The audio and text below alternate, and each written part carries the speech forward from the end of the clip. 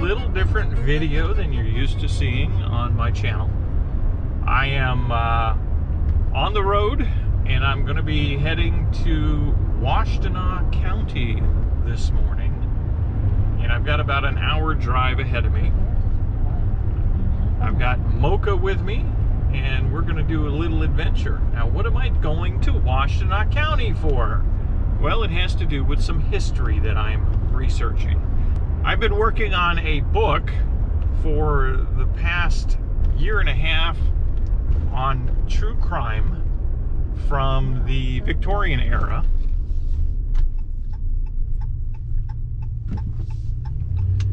And earlier this year, I was interviewing a lady on my podcast that has several books published.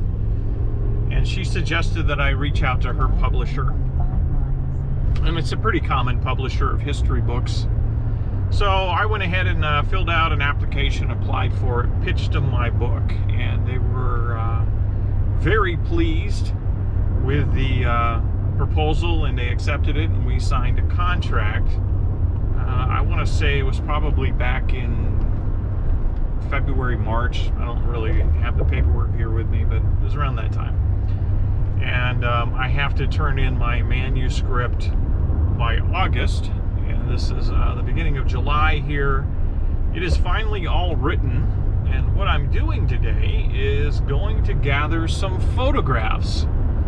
And some of the photos that I want to include are some grave markers, if they exist, on two of the stories. And two of the stories, the incidents happened in southwest Michigan here. They were people that died here in Battle Creek, but they were buried with their relatives in Washtenaw County, or buried by family back in that time. Now, these all date back to the 1800s. One of them was around 1865. The other one is around the 1880s, I think it was. I'm driving. I'll give you more information on that in a little bit. But they were both 1800 period. One of them was much earlier than the other. There are 6 graves that I'm primarily trying to find today. But there are also relatives of some of these people that were not killed, that if I find their graves, I want to photograph them as well. Hang on, I'm getting on the freeway here. So the challenge I've got is to see if these graves exist. I have looked on Find a Grave, and there are no listings for any of the people that I'm looking for today, which is a bit dicey for me to take this kind of a long drive to go find nothing, and hopefully I'll find something. There is one relative that is on Find a Grave, so I'm going to at least get that photograph if I can find it. And so my goal is to see if there's any headstone markers. And of the people that I'm looking for, 5 of them are children. They were killed as children. And there was 1 adult. So I'll go into more details as we get to the cemeteries, but there's 2 different cemeteries I'm going to today, and the plan is to hopefully find all of them. And so come along and see if I'm lucky enough to get that goal accomplished. And hopefully I'll be able to take some good photos, and I'll shoot some video as well, and maybe I'll get lucky and I'll be able to have these photos in my book. So that's the goal for today's journey. Come along and join me.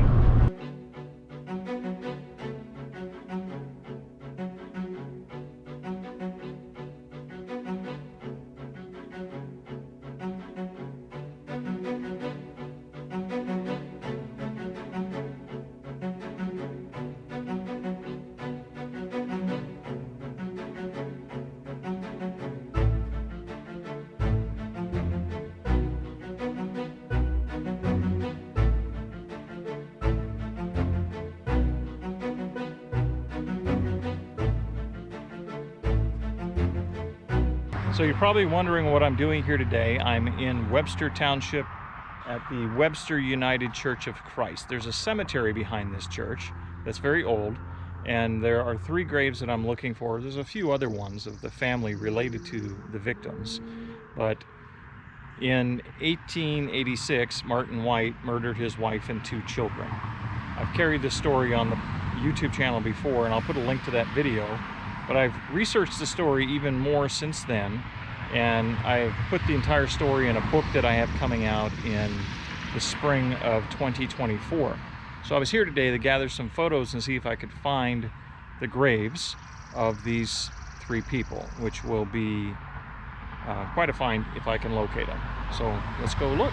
As I mentioned before, I'm writing a book on true crime stories from the Victorian era. All of the crimes took place in southwest Michigan. Now, the Victorian era was officially between 1837 to 1901, and it was corresponding with the reign of Queen Victoria over in England.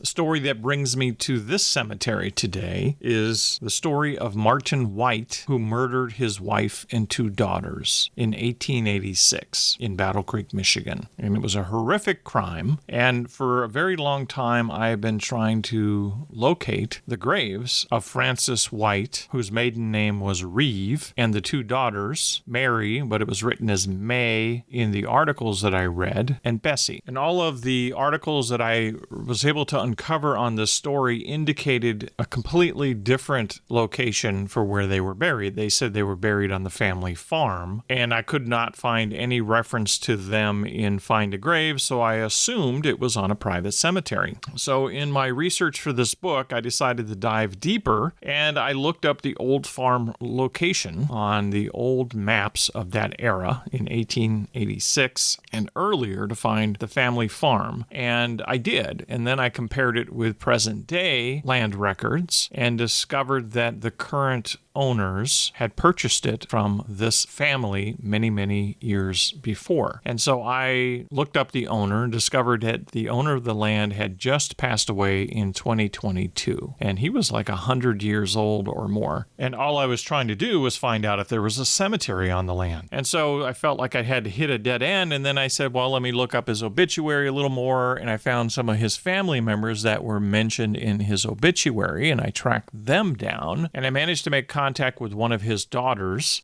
And then when I spoke with her, she told me that there was no cemetery on that land. And she put me in touch with her sister, who turned out to have been involved with the Dexter Historical Society. And I explained to her the project I was working on. I was trying to locate the graves of these 3 people and the crime and all of that. And she was fascinated and was interested in helping me. And so we talked on phone and then through email. And then about a week later, she emailed me back and had taken time to go down to the Historical Society archives and found where they were buried. And it turned out they were buried in this cemetery. So that's how I arrived here today. So as you can see, this has been a very long project, and I've been trying to piece together the details for almost 2 years on this particular story alone. And when I found out the location, it was still winter, and I did not want to make the trip out here for fear that the cemetery would be covered in snow and I might miss the headstones if they did exist. So I was finally able to come out here today.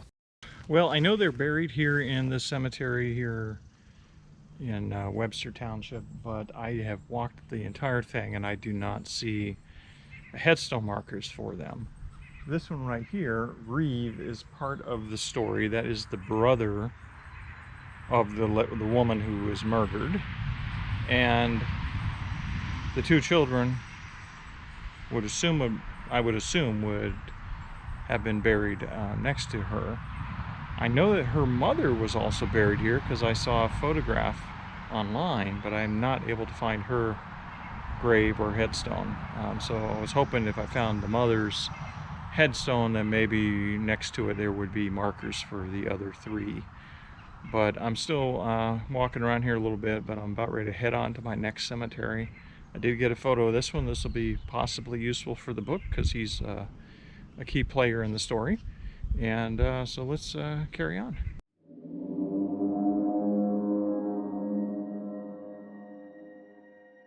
Well, I don't know if you can see this back here, but I actually found 3 graves I was looking for, and I did not expect to find them. They were buried in 1886. That's Francis Reeve.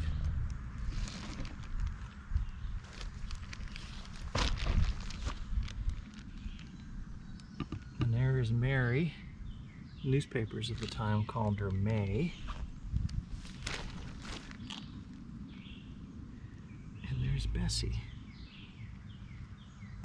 I wasn't sure if there was even markers, but I couldn't believe that the family would not mark their graves. So all 3 of them are buried here. I also found the mother of this woman and her father down there. So I took photos of all the stuff I need for my book. It was a successful trip so far.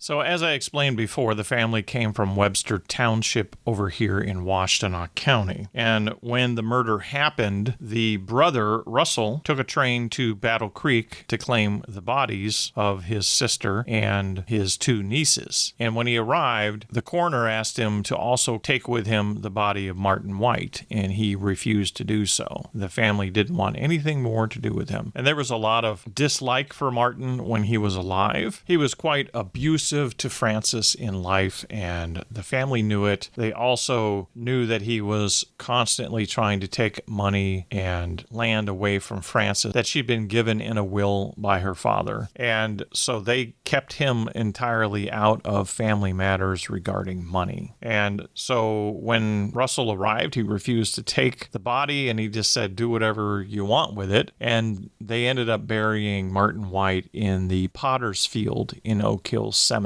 And it's not surprising when I arrive here today to see that Francis's headstone bears her maiden name, and there's no mention of the name White on any of the stones of the children, which is something that I expected to find, but it's always good to know that you were correct as a researcher in your assumptions. So the full details of this story will be in my book that will be coming out in the first quarter, at least that's the target, of 2024. So as you found out, I did actually find the graves. And so just to think that they were actually buried in this cemetery and their service was held in this church, because this church, according to the sign, was constructed in 1834. And they were brought back here in 1886 and buried in this cemetery. So it's kind of a connection to the whole story. I'm going to probably include photos of the church as well as the cemetery in this book that I'm writing. But thanks for coming along. Now I'm going to go to the next target and see if I can be as successful in finding the graves that I'm looking for over there.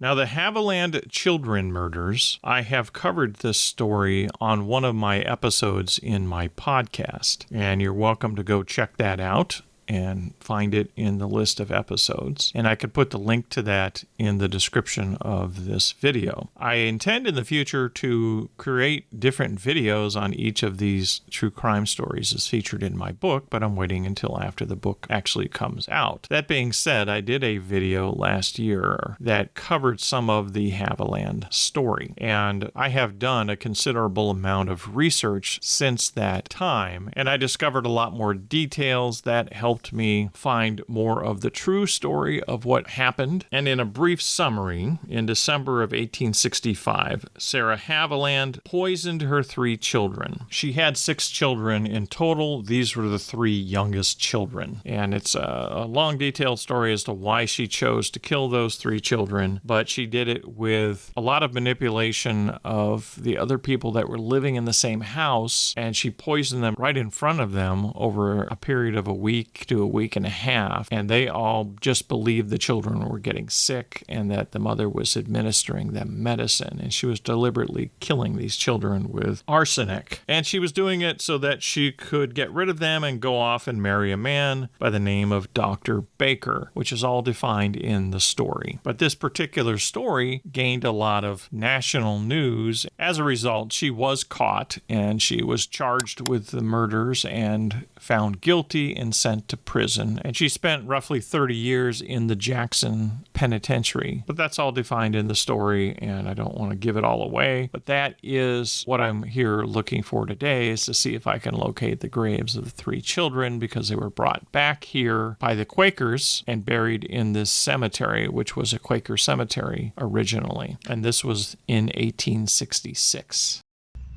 So I am at the Alban Cemetery over in Augusta Township in Washtenaw County, and I'm showing you this open marshy area field because that's where the original old cemetery used to be. And somewhere between the late 1800s there was a washout, or there's a creek behind those trees, and it flooded, so the graves were moved. The reason I'm telling you this is that the 3 Haviland children were buried originally in that cemetery, and their headstones were there, and then they were supposedly moved into the new Alban Cemetery, which is behind me here. And this is according to a handwritten letter by a man by the name of White that was filed with the township in the 1930s, and I'll show you the letter. And so he describes the 3 children of the Havilands were buried here, and then 1 other person. And so I am trying to locate and see if there's actually a marker for the children here, which I don't have a lot of hopes for, but let's see what we can find.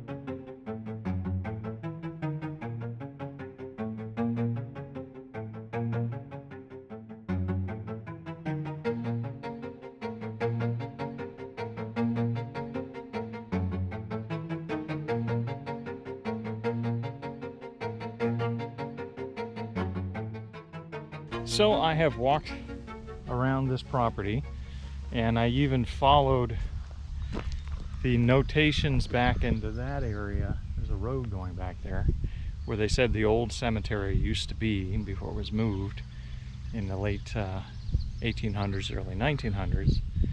And I thought, well, maybe there's an area back there where they still have some old graves that haven't been moved yet or something like that. There's nothing. There's a few old concrete blocks I found that looked like somebody tore down a wall. At first I got excited, thought those were headstones, but no. So I've walked around here. Most of the headstones in this cemetery are newer. There are some older ones in the center area, and I checked all of those. Chances are the Haviland children don't have a marker. They were poor. Their mother went to prison for murdering them, and if there was a marker, it was probably just a piece of rock or a wooden marker, which was common back in the 1860s. So unless some good Samaritan came along later and made a stone marker to commemorate them,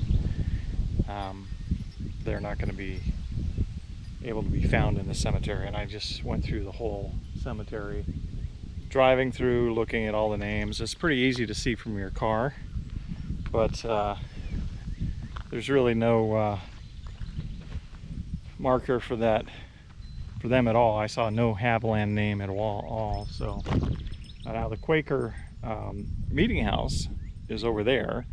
It's not the original building that was torn down many years ago, but there's been a rebuilt building since that time, and that structure is still standing. So anyways, this is the Alban Cemetery, and I got one other section I'm going to drive through on the way out just to double check, but I haven't seen any more older markers, and I've been making a point to check all those. Most of these headstones are post 1900s, you know, many recent. And it's a very well cared for and maintained cemetery, so it's pretty easy to read all the markers. And this was one of my long shots on this journey, so I was happy to find the Reeve gravestones, which is what I was looking for there in that other cemetery and earlier in this video. So I hope you enjoyed today's journey through history, looking for some of these headstones that I'm going to try to include in my book. Once again, my book is going to be on true crime. These are true crime stories. There are 18 of them. that are in Southwest Michigan from the Victorian era that I'm including in this collection. And 2 of the stories had their victims buried here in Washtenaw County, which is why I came out here today to see if I could find the headstones and then photograph them. But so I was successful in finding one for the group for the first story, but not the second one, which is fine. And you never know what you're going to find when you go hunting for this sort of thing, and it's always an adventure. So I hope you enjoyed today's video. If you liked following along with me on this journey, please be sure to hit the like button, subscribe to the channel, and I will see you next time. Thanks for watching. What do you think? Are we ready to go home? Yeah, it says no dogs allowed, so I can't let you out. And I never let you out at cemeteries, and we know that, right? Yeah. Yeah, of course. But you get to enjoy some cool air and you get to watch me walk around, huh? Yeah. So let's hit the road. We can go get a pup cup. Does that sound like a good thing? Heck yeah.